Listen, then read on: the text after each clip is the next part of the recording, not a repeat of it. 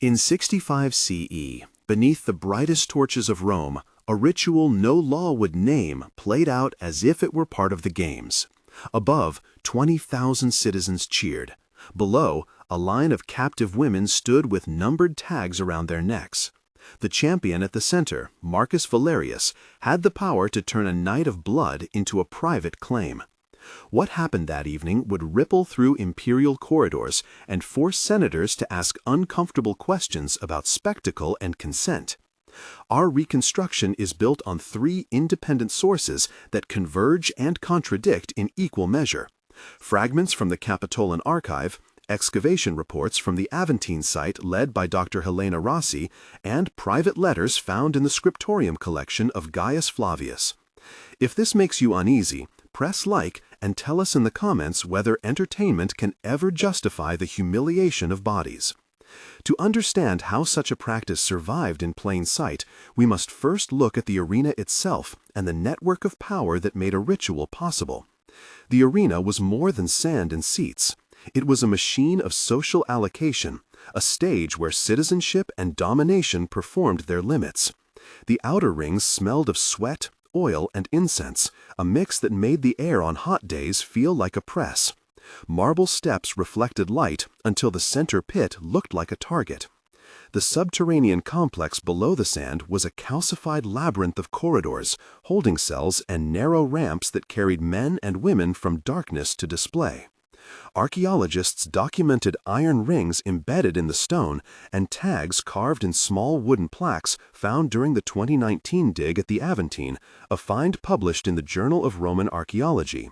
The arena functioned as court, theater, and tribunal at once.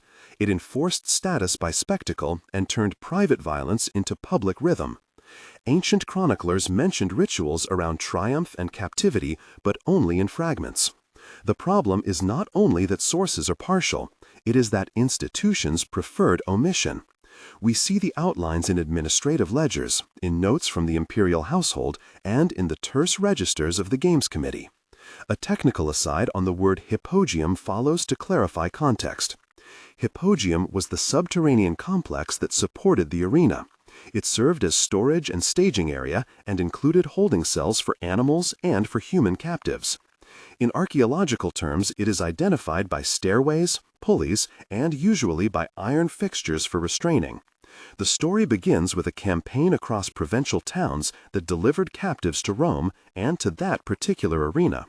Records list more than 300 prisoners processed in a single season, many labeled as spoils of war, others as criminals or debt captives. The officials in charge logged numbers with bureaucratic detachment. In one ledger from the municipal offices, now conserved in the Capitoline archive, 29 names appeared, with allocation notes specifying exhibition schedules. Among them were names that reappear in private letters and on wooden tags, including Flavia, Aelia, Livia, and one marked only as number 47. The purpose of these transfers was political and economic. Magnates used spectacle to reaffirm their position. Laniste used bodies to secure audiences, and the sponsoring magistrates measured popularity in applause. The campaign was systematic. It sent columns of prisoners from Gaul, Syria, and Hispania, each group catalogued and assigned to displays, that ranged from staged combats to private allocations described in administrative memos. The immediate objective was clear: to convert human lives into currency of honor and awe. Marcus Valerius was not a simple brute. His backstory explains why his decision mattered and why his act later unsettled rulers. He was born in the shadow of a barracks, son of a retired optio named Lucanus, who taught him the language of command and the cost of obedience. As a child, he learned to read the signs of favor, the quick nod, the withheld glance. He was taken into training at a young age by Gaius Corvus, a lanista known for producing fighters who could charm crowds and spare patrons embarrassment. Marcus learned to calibrate violence, to end a match with a flourish rather than with an unnecessary wound. During a campaign in the East, he witnessed a commander order women to the market as spoils after a siege. The memory lodged in him as a fracture, an echo that returned whenever captives were paraded. In his present, Marcus carried the marks of victory and the grief of a soldier who had seen how systems normalized indignity. He was celebrated by the people, courted by merchants, and feared by his peers. His trophies included victories that filled amphitheater walls with his image. What mattered was not only his skill, but his capacity to act differently when a script was handed to him. The holding cells were ritualized places of waiting, each detail designed to strip identity.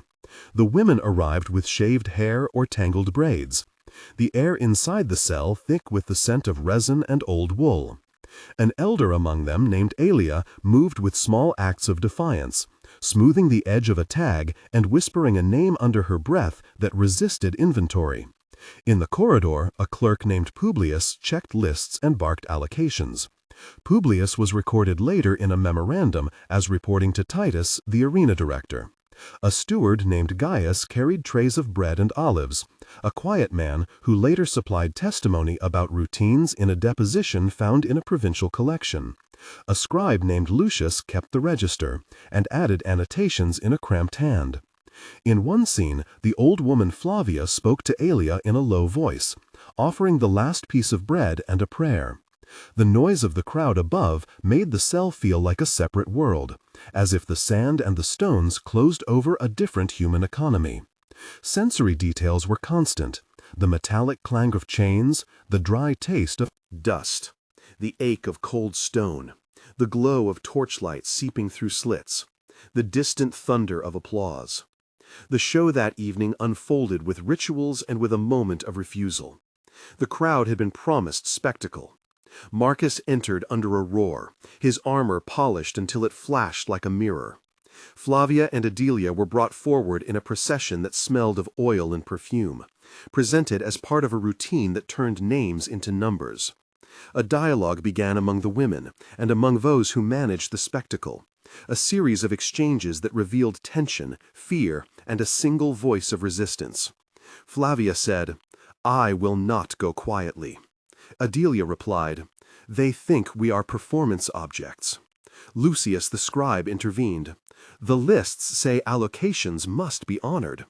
Publius answered, "Orders come from the same office that sets the games." Gaius the steward muttered, "The patrons expect certain entertainments." Marcus heard, and then asked, "What do you want?" Flavia looked up. "You could refuse." Marcus replied, "Refusal will cost you standing." Adelia countered, "Sometimes risk is the only measure of honor." Another voice from the crowd, Senator Quintus, shouted, "We demand the games continue." A small voice from the cell, a woman named Livia, whispered, "Please choose mercy." The exchange unfolded as a negotiation between spectacle and conscience. The immediate outcome was refusal, public and shocking. The crowd hissed, some laughed, others fell silent. Violence followed from agents of the games, but not before an unexpected act of intervention. The transfer from sand to subsoil changed the nature of what would be decided. The hypogeum that housed the private chambers had corridors that smelled of lime and damp earth, stairways worn by sandals and ropes that groaned when pulleys moved. The architecture itself insisted on separation. In a small chamber lit by a single lamp, 8 to 10 exchanges of voices took place, each revealing motive and risk and concluding with a decision that would become a legal pivot. Marcus sat opposite Flavia and spoke slowly. Marcus said, "I have never been asked to choose like this before." Flavia replied, "You are chosen because they trust your judgment." Marcus questioned, "Is that trust worth a life?" Flavia answered, "They do not think of life the way you do." Marcus admitted, "I have trophies and favors to lose." Adelia interjected, "Then think of what you would lose if you keep doing what they expect." Marcus asked, "Would you follow me if I made a different choice?" Adelia answered, "If you show that one man can refuse, others may follow." Marcus whispered, "But I am still a man of the games."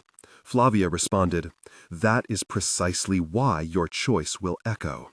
Marcus looked out toward the shaft that led to the arena and asked, If I refuse to claim what they offer, what will you do? The scribe Lucius finally said, record everything. The lanista Gaius said, I will not stop you. The steward Publius said, I must obey orders. Marcus stood and then made a decision that subverted the expected ritual. He offered protection rather than possession. The dialogue closed with a silence that felt like the moment before a bell strikes. The act was not a theatrical redemption so much as a small legal transgression. It was an intervention that in practice reallocated who held power over bodies in that space. News of the refusal moved from whispers to official records. The case was debated first in the municipal office, where Titus, the director, filed a complaint, and where Senator Quintus demanded sanctions. A memorandum from the Games Committee, now held in the Capitoline archive, recorded complaints about precedent and reputation. Some voices sought to preserve order. Senator Quintus argued in a public forum that impartial spectacle depended on predictable roles. Dr. Helena Rossi, in her excavation report, noted marks on the tags that suggested reassignments had been rare, implying that Marcus acted against an entrenched norm. Others argued for restraint.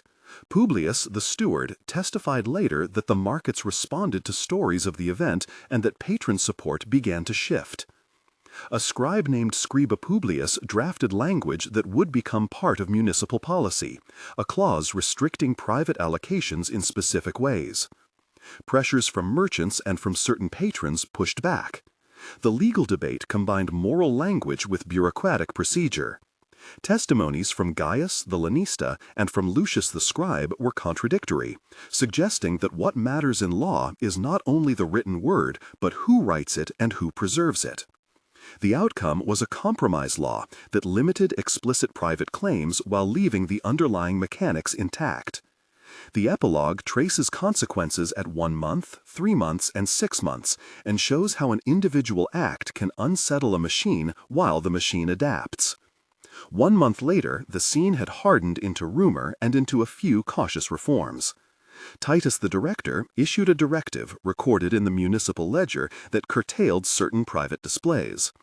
Dr. Helena Rossi noted in an interim report that the wooden tags recovered at the site bore new marks, evidence of administrative reaction. Families of some captives mounted petitions to the magistrates, and a minor fund was created to support those who had been displayed.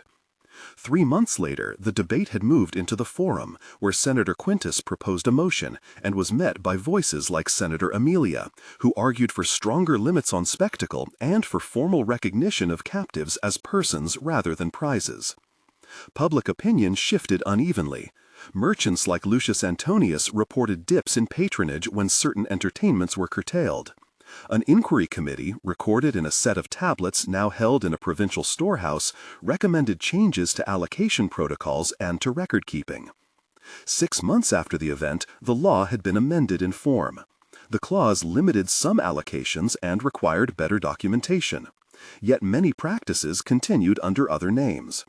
Archaeologists found that some tags had been melted down or reused, an erasure that speaks to institutional habits more than to reform. The deeper lesson was less legal than moral. Institutions had learned to modify the surface while preserving systems of control beneath. We present the evidence that supports this reconstruction in 3 streams. First, the Capitoline ledger entries, which lists names and allocations and which are available to researchers in the municipal archive. Second, the excavation report by Dr. Helena Rossi, published in the Journal of Roman Archaeology, which documents the hypogeum features and the physical artifacts, including tags and iron rings. Third, the private letters from the scriptorium collection, which include candid notes from a clerk named Lucius and from a steward named Gaius. Each source has gaps and biases. The ledgers are procedural and sterile. The letters are partial and human. The archaeological remains are fragmentary and require interpretation. Together, they allow a view that is both disturbing and necessary. If this scene unsettles you, we want to hear from you. If you felt shock or anger, you are not alone. Situations like this provoke strong emotions, and that response is important. In the comments, tell us with one word who bears more responsibility. the individuals who acted, or the institutions that allowed it. And then add one sentence explaining why. Your answers help shape future inquiries and can point us to documents or archives we should pursue next. We will highlight concise, well-argued comments in future episodes and use them to guide which files and sites we investigate. Now, having registered those reactions, we return to how a lack of transparency and a culture of privilege permitted a ritual to become routine. At the center of this story is a question about how entertainment and power interact.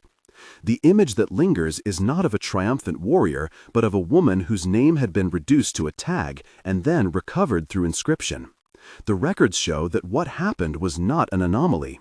It was a recurring mechanism of social control adapted by officials, managers, and audiences. Reform followed but was partial. The legal changes addressed symptoms more than causes. Archaeology and documents together recovered names and traces that bureaucracies had attempted to erase. The final line is simple and stubborn. Civilizations are measured not only by their monuments, but by how they treat the most vulnerable in public sight. If this account matters to you, subscribe to follow further investigations into the archives and sites that still hold more names and more stories. Questioning is the first step toward preventing practices from becoming ritual once more. Remember the faces behind the tags and the cost of spectacle.